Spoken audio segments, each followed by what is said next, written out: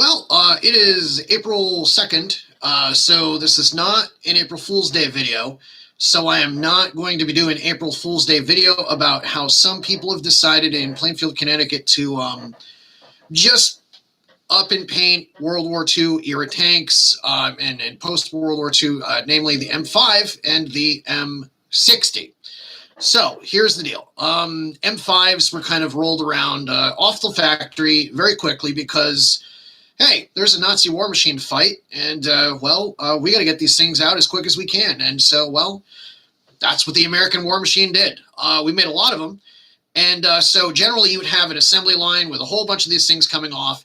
And, of course, there were errors in the welds. So what you had to do was have a guy go and quality control and check the welds, because sometimes the welds didn't come out right. And, of course, back then, we had a lot of cool metals like asbestos, lead.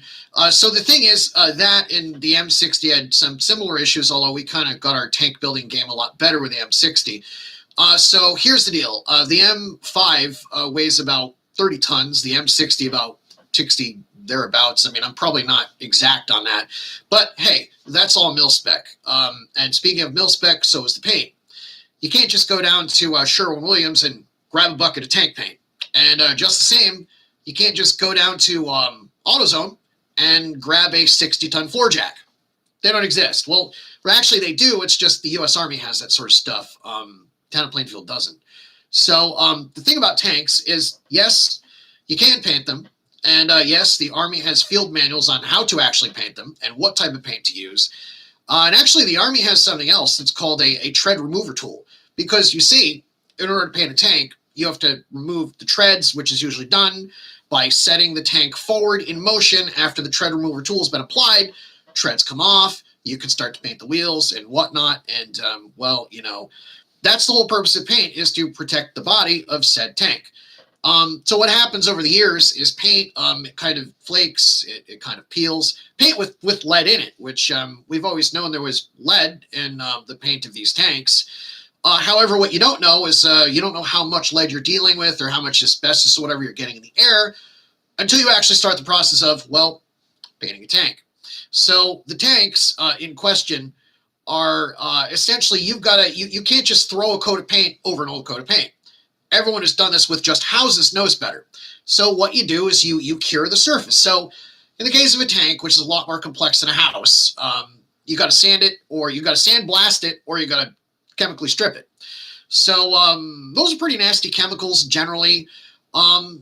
So where are the tanks located? One near an elementary school and other residential properties, the other near a whole bunch of residential properties. So they're on concrete slabs, which is adjacent to soil, which chemicals tend to spill. So you need, if you want to do this right, if you want to do this right on scene, you'd have to block off everything. You'd have to put down drop cloths. You'd have to, if you can't move the tank, there's no motor in them. You're going to have to, jack them up. I mean, because you can't just paint part of it. You got to do the whole thing. So when you chemically strip everything, or you sandblast it, whatever the case may be, sandblasting, you're going to get stuff in the air. Near a residential neighborhood, no bueno. Near an elementary school, really no bueno. Don't do that. So let's just say you go through that process.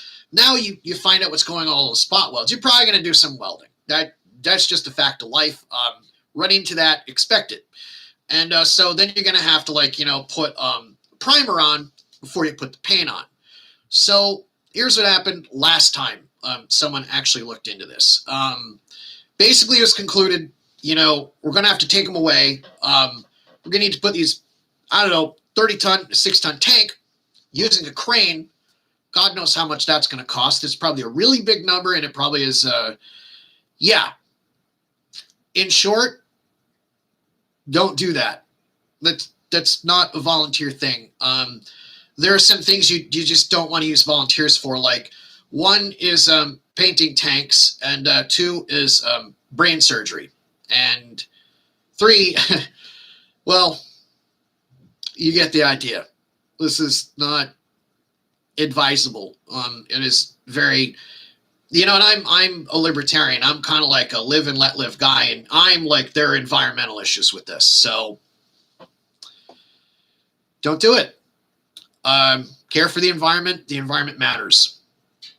So I don't know what the administration is thinking or what they were thinking, but clearly they were not. So yeah, that stuff doesn't get out of groundwater that easy, and environmental damage to adjacent property owners is, well, we know about lead and we know about asbestos, and that science is settled. So take care, and remember, friends don't let friends chemically strip or sandblast and varnish tanks that have asbestos and lead paint. That's what friends do. Talk to you later.